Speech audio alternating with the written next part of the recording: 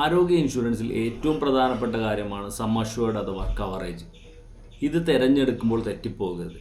നിങ്ങൾക്ക് എത്രയാണ് കവറേജ് വേണ്ടതെന്ന് എങ്ങനെ കണ്ടെത്താമെന്ന് നോക്കാം.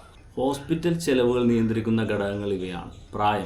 പ്രായം കൂടുമ്പോൾ ചികിത്സാ ചെലവുകൾ കൂടാനുള്ള സാധ്യതയുണ്ട്. ചെറുപ്പത്തിൽ തന്നെ ചെറിയ പ്രീമിയത്തിൽ വലിയ കവറേജ് നേടാനായിട്ട് കഴിയും. മെട്രോ സിറ്റികളിൽ ചികിത്സാ ചെലവുകൾ ഗ്രാമങ്ങളെക്കാൾ കൂടുതലായിരിക്കും.